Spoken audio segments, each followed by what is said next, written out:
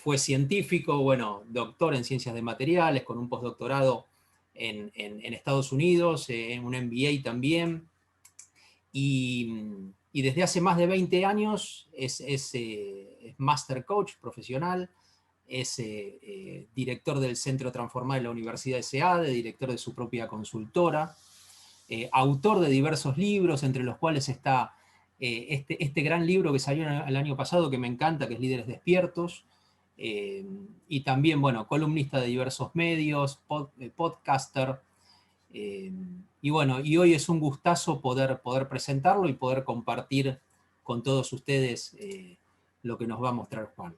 Así que sin más, le doy la palabra a mi querido amigo Juan Carlos Lucas. Gracias, Román. Gracias por acompañarnos y por tus palabras. Yo súper feliz de un nuevo encuentro, siempre me disfruto mucho de estos webinars. Y hoy la propuesta era acerca del desafío de transformarnos, y puse un subtítulo que puede resultar a lo mejor a algunos medio curioso. Para ser maestros del cambio debemos ser maestros de lo que no cambia. Entonces quería tener eso como leitmotiv, esta frase como leitmotiv. Y primero empecemos con lo que cambia. Lo que cambia, yo quería hablar de tres cosas. Cambia la tecnología, cambia el trabajo humano y cambian nuestras vidas. La tecnología está acelerando disrupciones masivas de nuestra sociedad. Y quería retomar algunos slides de hace 3 o 4 webinars atrás y contarles que cuando hablamos de disrupciones estamos hablando de una forma particular de innovación que cuando entra en el mercado cambia completamente las reglas de juego y en general reconfigura el poder en el mercado, ¿no? El que era líder suele dejar de serlo y aparecen nuevos jugadores y aparece un nuevo líder. Ha habido innumerables disrupciones en estas últimas décadas y ahora estamos frente a una en particular que es la de los autos eléctricos. Algunos calculan que dentro de 5 años solo va a haber un 20% de autos a nafta en el mundo. Algunos dicen, bueno, acá lo importante más bien es que va a haber un cúmulo de disrupciones masivo, ¿no? Hay un autor muy interesante, se los recomiendo, que se llama Tony Seba, que él plantea, es un tipo que vive en Estados Unidos, que es de origen venezolano, si mal no recuerdo, y él plantea que va a haber disrupciones masivas en 5 sectores clave de la economía mundial, que son informática, energía, alimentos, transporte y materiales. La tecnología va a producir en estos terrenos reducciones de un orden de magnitud en los costos, de un aumento de un orden de magnitud en la eficiencia, una reducción del 90% en el uso de recursos naturales y entre 10 y 100 veces la reducción de desperdicios. Esto va a ser, básicamente dicho en pocas palabras, es todo lo que necesitan los seres humanos para vivir se podría obtener con muy poco dinero. Y además va a producir, si esto avanza, si se capitalizan estas posibilidades tecnológicas, habría un cambio paradigmático, ¿no? Pasaríamos de un modelo, el modelo que hemos visto en las últimas décadas, un modelo basado en la centralización, en la explotación de recursos naturales y en obtener escalas eficientes económicamente. De ese modelo pasaríamos a un modelo de localización de la producción y de creación a partir de bloques muy baratos y de disponibilidad ilimitada. Esto tiene ciertas consecuencias o ciertas características. Primero, lo que se va a globalizar van a ser las redes de relaciones, las redes de conversaciones, las redes creativas, las redes para producción de diseño. Eso se va a compartir a escala global. Pero a diferencia de lo que pasó en las últimas décadas, la producción se va a volver local. Van a desaparecer las ventajas geográficas y las ventajas van a estar dadas por ecosistemas regionales que estén a la altura del aprovechamiento de todas las novedades tecnológicas que vienen. Entonces se van a generar áreas autosuficientes que no van a ser ni países ni grupos de países, sino regiones más pequeñas. Entonces ya no va a ser Estados Unidos, va a ser California a lo mejor. Y en cada área del mundo vamos a tener, a veces pueden ser países, Israel, pero no necesariamente cuanto más grande mejor, sino más bien áreas que tengan la capacidad de capitalizar todas estas novedades tecnológicas. Entonces va a haber una deslocalización de la producción. Y las tecnologías que van a permitir eso son las tecnologías que ya conocemos en versiones más refinadas, más desarrolladas, pero son las tecnologías que ya están entre nosotros. Entonces, podríamos decir que nunca antes la humanidad tuvo un menú de posibilidades tan gigantesco, tan impresionante, en un periodo de tiempo tan corto, porque esto, el horizonte que se maneja es entre 5 y 10 años para que todo esto se empiece a dar, pero hay algunas condiciones. Las disrupciones estas de las que le hablo traen, como decía antes, la posibilidad de resolver antiguas limitaciones del hombre, ¿no? Poder resolver todo lo material que necesitamos para la vida de forma bastante fácil. Pero si no logramos implementar todo esto, puede también traer la posibilidad de colapso, la posibilidad de, como dicen algunos, de una era oscura. ¿Y con qué tiene que ver esto? Tiene que ver con que, por un lado, en un momento dado de nuestra civilización, su potencial viene dado por la capacidad tecnológica disponible.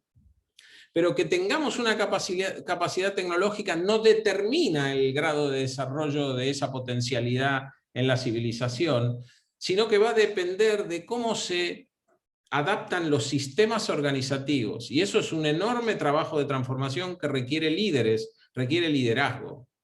O sea, depende del liderazgo para transformar nuestra sociedad y nuestras organizaciones la capacidad de capitalizar estas posibilidades tecnológicas. O sea que es fundamental el liderazgo y la transformación organizacional necesaria. Si esto no ocurre, puede que inercialmente repitamos los patrones habituales, ¿no? Entonces, si queremos seguir repitiendo lo mismo de siempre, probablemente lleguemos a una crisis y no podamos capitalizar estas posibilidades que hoy se abren. Segunda cuestión que está cambiando es que las disrupciones están transformando el trabajo humano, ¿no? Y aquí, antes de la pandemia, a mí me gustaba compartir un estudio hecho por McKinsey, que planteaba que las habilidades laborales que se iban a demandar en la década actual, hasta el 2030, iban a cambiar bastante, ¿no? Y se decía, en ese estudio se decía que iba a reducirse la demanda de habilidades físicas y manuales, también se iba a reducir la demanda de habilidades cognitivas básicas, esto es trabajo administrativo, cuestiones intelectuales pero muy rutinarias, básicas, y que las habilidades cognitivas elevadas, por ejemplo las que puede desplegar un profesional, especializadas, no iban a aumentar mucho tampoco, porque casi todas estas actividades van a ser reemplazadas por tecnología. Y que entonces lo que va a ser más demandado en los próximos años son las habilidades sociales básicas. Podríamos decir habilidades socioemocionales, manejo de las emociones, manejo de la comunicación, liderazgo emprendedor, trabajo en equipo. Va a aumentar, se dice, un 25% la demanda laboral. Si quieren también podrían usar ahí la etiqueta habilidades blandas, ¿no? Y lo que más se va a demandar son las habilidades tecnológicas, las habilidades digitales básicas o avanzadas. O sea que podríamos decir que vamos a un mundo donde los trabajadores más demandados van a ser trabajadores que sean líderes emprendedores en el mundo digital.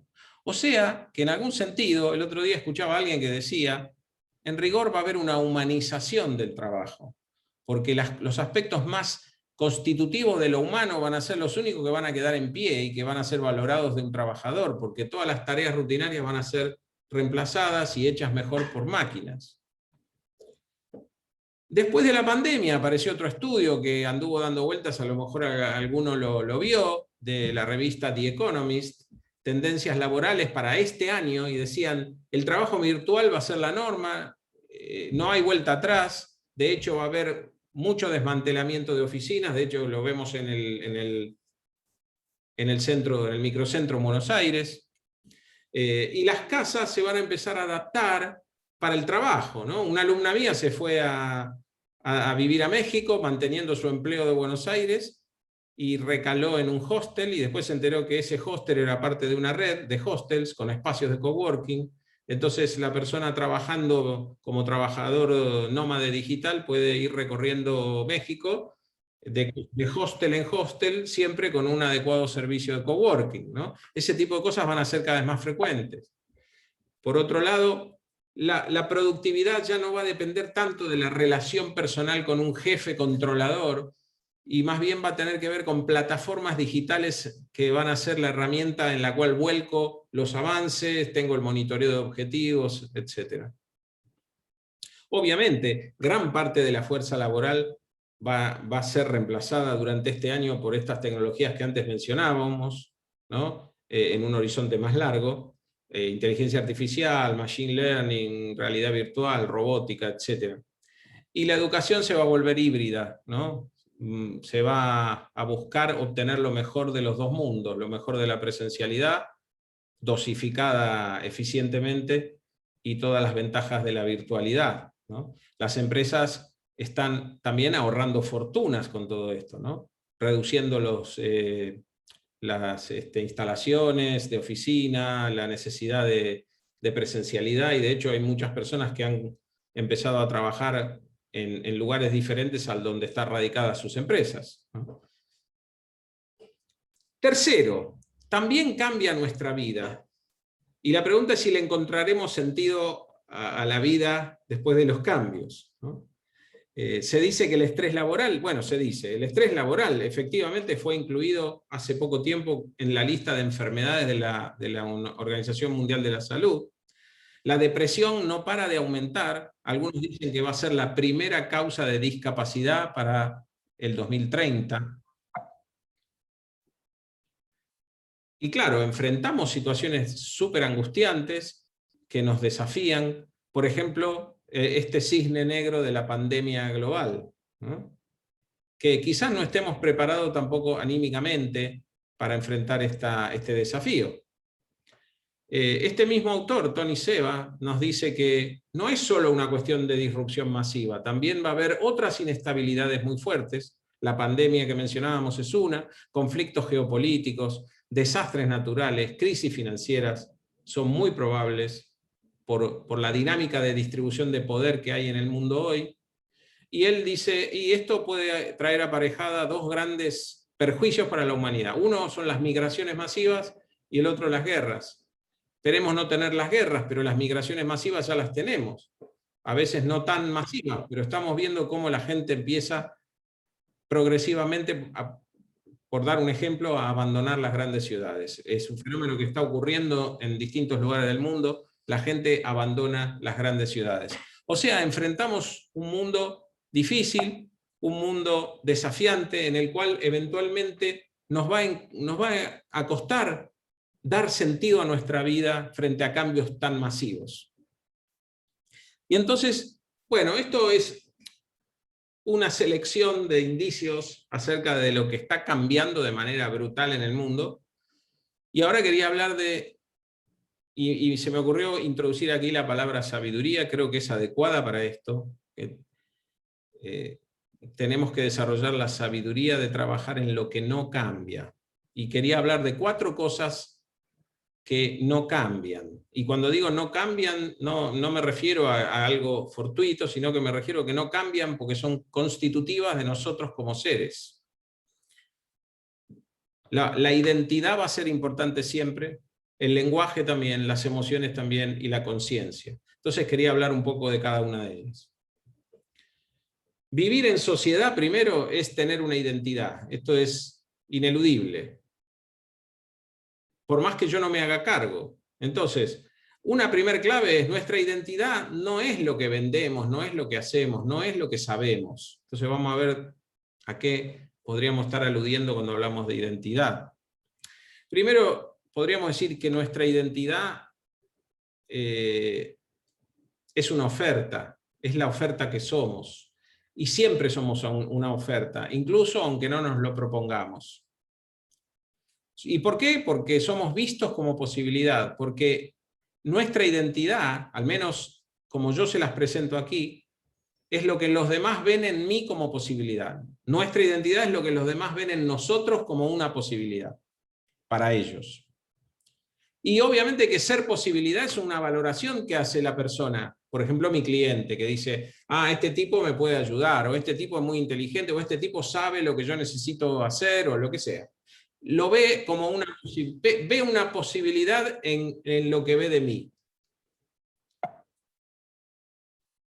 Entonces, si la posibilidad que somos, la identidad que somos, habita en las valoraciones del cliente, yo no puedo seducir si no entiendo a mi cliente. No puedo seducir a mi cliente si no lo escucho, si no lo sé escuchar. Entonces, obviamente que en un mundo que cambia tan rápido, el gran desafío que enfrentamos es reinventarnos de manera permanente. No es una cuestión, me tocó reinventarme porque hubo un problema. No, nos vamos a tener que reinventar todo el tiempo porque el mundo se está acelerando y los cambios son cada vez más imprevisibles y de mayor escala. Entonces, podríamos ponerlo así. Nuestra identidad es la posibilidad que ven nuestros clientes en nosotros, como aliados en la creación de su futuro. O sea, alguien me ve a mí como una posibilidad porque entiende que yo lo puedo ayudar a crearse el futuro que él se quiere crear. De alguna manera, cuando nuestra oferta es seductora, es porque el cliente me ve como un socio para crear su futuro. Entonces, una pregunta interesante y que es solo un disparador que les quiero dejar aquí es, ¿cómo lo hago eso? Y bueno, primero tengo que aprender a escuchar y observar a mis clientes para sintonizar con su mundo y con el futuro al que están lanzados. Tengo que ver de qué manera me vuelvo relevante en el futuro de los clientes, de mis clientes. Y eso implica crear ofertas que le mejoren la vida, ofertas que sean valiosas y eventualmente ofertas que sean innovadoras. Entonces, cuando yo digo que hay cosas que no cambian, estoy diciendo que hay cosas de las que ineludiblemente, si queremos tener mejores resultados o una mejor vida, nos tenemos que hacer cargo. Y de nuestra identidad nos tenemos que hacer cargo. Segunda cuestión, nuestra identidad y nuestra vida la construimos conversando, la construimos en el lenguaje. Y el lenguaje no es, como muchos piensan o como muchos lo describen, un código para intercambiar información y descripciones. Hay tres personas vinculadas con la tradición filosófica. El último de ellos, Fernando Flores, un maestro mío muy querido, que iniciaron una especie de tradición de entender el lenguaje de una manera diferente a la forma tradicional.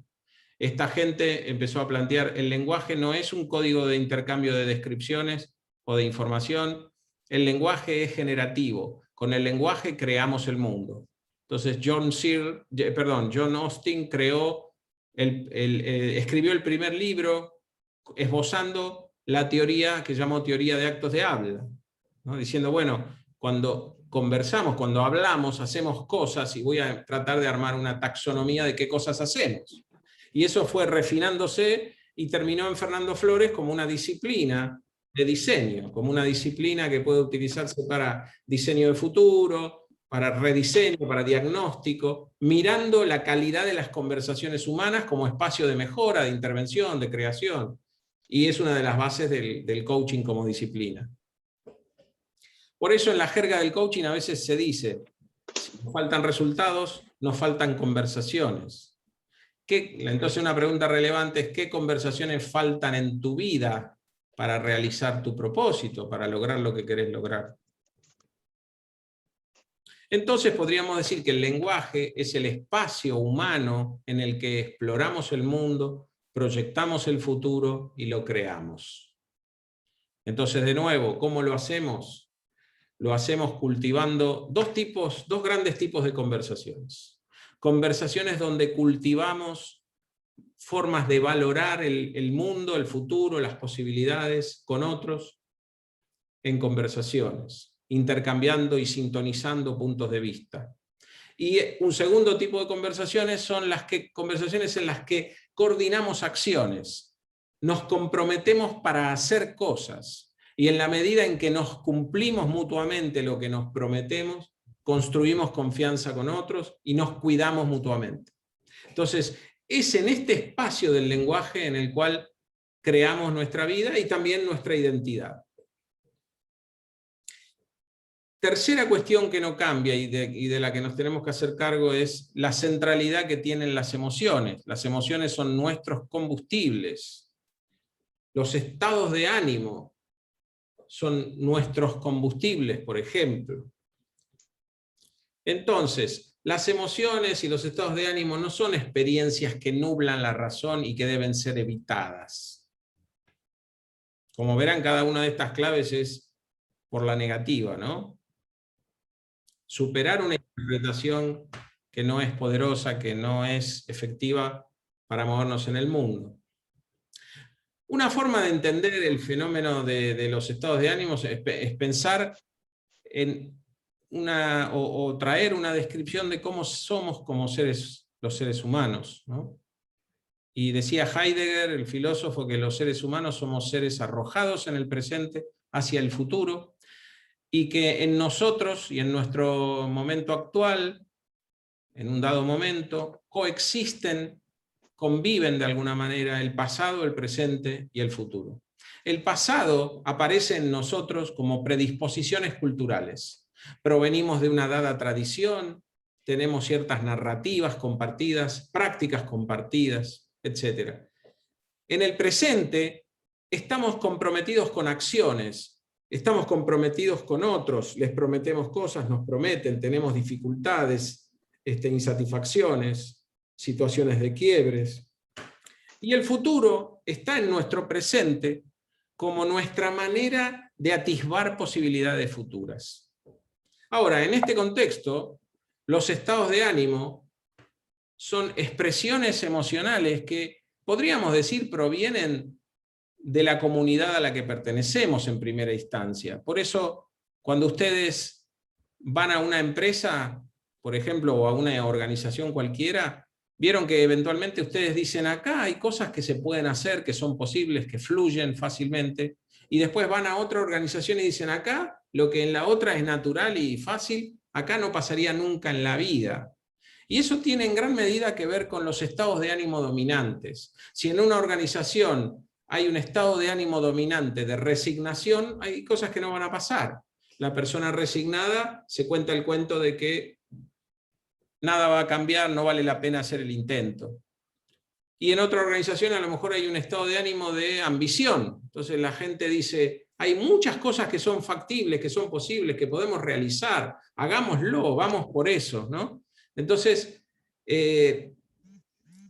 lo interesante de esto es que muchas veces habitamos estados de ánimo que hemos heredado de los espacios en los que vivimos y que ni siquiera nos damos cuenta de que son estados de ánimo que podrían cambiar. Entonces, cultivar estados de ánimo poderosos es central. Podríamos decir que las emociones, los estados de ánimo, son el combustible que nos mueve hacia el mundo, hacia el futuro, y debemos aprender a utilizarlo.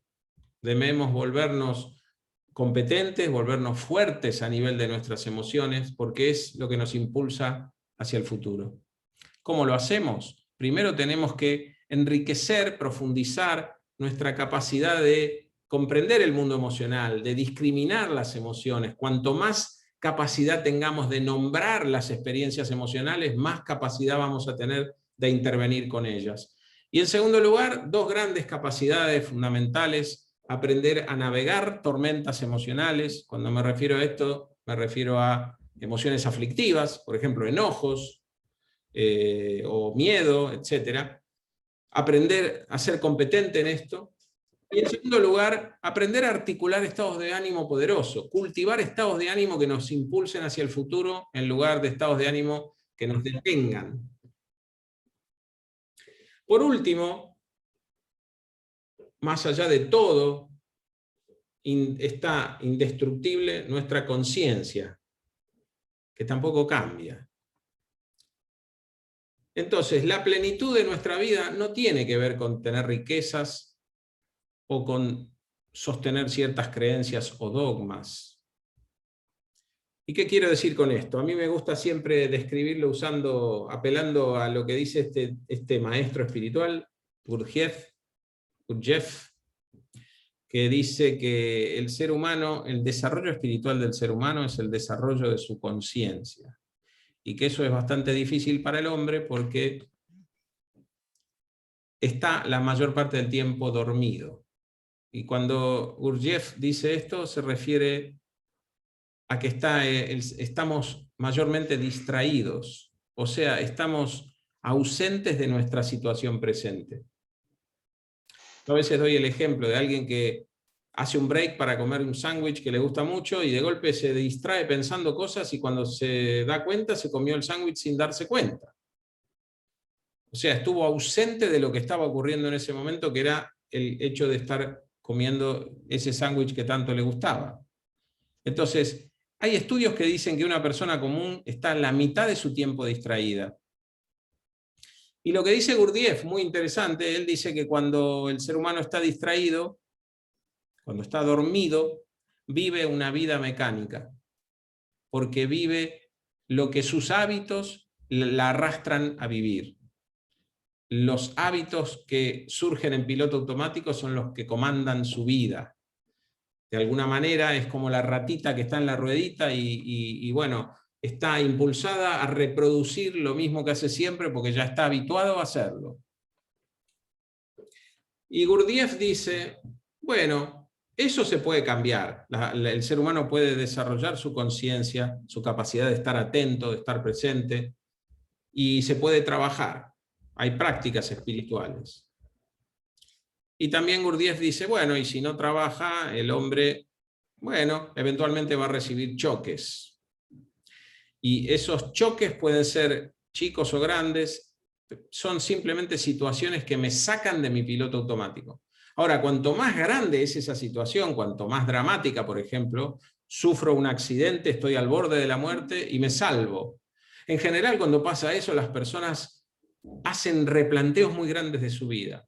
Se dan cuenta de que estaban como la ratita en la ruedita y que ni siquiera eran conscientes de lo que hacían, lo hacían porque lo hacían en piloto automático, y se empiezan a hacer preguntas: ¿por qué hacía esto? ¿Por qué vivía la vida así? ¿Por qué priorizaba lo que priorizaba? Y en algunos casos la gente o las personas hacen cambios muy profundos y duraderos en su vida a partir de este choque que los hace tomar conciencia de que estaban dormidos y entonces estaban totalmente mecanizados, podríamos decir. Entonces, lo que quiero dejar como idea es que solo aprendiendo a despertar al momento presente, a cultivar la atención y a la frescura y novedad de ese momento presente, es que vamos a poder estar a la altura del desafío de reinventarnos y de vivir plenamente el mundo que viene. Lo demás es reproducción mecánica de los hábitos. A veces hábitos que ya son disfuncionales para el mundo que estamos viviendo. ¿Cómo hacerlo? Bueno, hay muchísimas prácticas, algunas provenientes de tradiciones de sabiduría muy antiguas, para trabajar sobre el ego. Podríamos resumirlos en domar nuestro ego, o sea, trascender la compulsión de carácter. ¿Vieron cuando decimos esto de que estamos arrastrados por nuestros hábitos? Bueno, uno de los hábitos más acendrados que tiene el hombre es su ego, la identificación con una forma de ser que debe ser defendida y sostenida a rajatabla, y que es como la gran compulsión, es como la gran droga del hombre, es en la defensa de su propio ego. Segundo, domar la mente, lograr presencia, atención, serenidad, es todo un desafío y es no distraernos de los contenidos mentales, aprender a estar presente y ser un observador de los fenómenos mentales es lo que en definitiva me va a llevar a tener mayor capacidad de presencia y atención, entre otras cosas. Y también estas prácticas permiten entrenar el corazón. Esto, dicho así en el aire, parece medio raro, pero lo cierto es que el buen corazón se puede entrenar como se entrena cualquier otra habilidad. Podemos entrenarnos para desarrollar el amor altruista, la compasión en nuestra vida.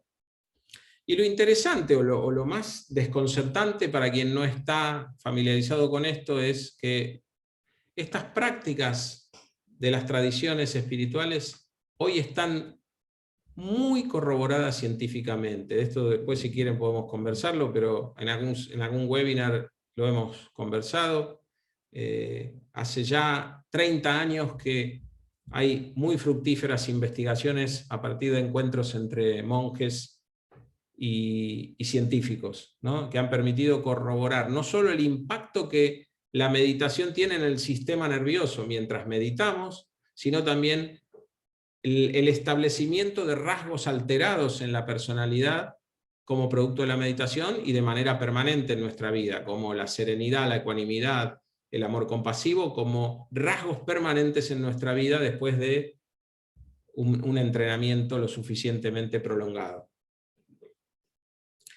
Entonces, un mensaje global de todo lo que venimos hablando. Prepárate porque tu futuro laboral será el futuro laboral, profesional, vocacional, lo que quieran, será el de tus habilidades y sensibilidades, porque lo demás lo van a hacer las máquinas mucho mejor. Bueno, les quería dejar un par de avisitos, un par de chivos. Primero, invitarlos en el sitio mío, www.jclucas.com.ar, a registrarse en un botón que hay en el menú que dice libros. Ahí se pueden registrar y descargarse gratuitamente la introducción del libro.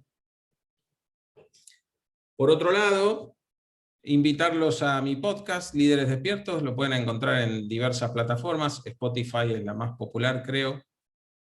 Los invito. Y dos palabras que quería hablar acerca del programa de liderazgo y coaching. Estamos muy cerca del inicio, comienza a fines de la semana próxima. Este webinar y todos los que hacemos en esta etapa del año tienen como marco la difusión de nuestra escuela, Hacer Historia, de liderazgo y coaching profesional, NSADE. Les cuento dos palabras. Esta formación es de 2 años.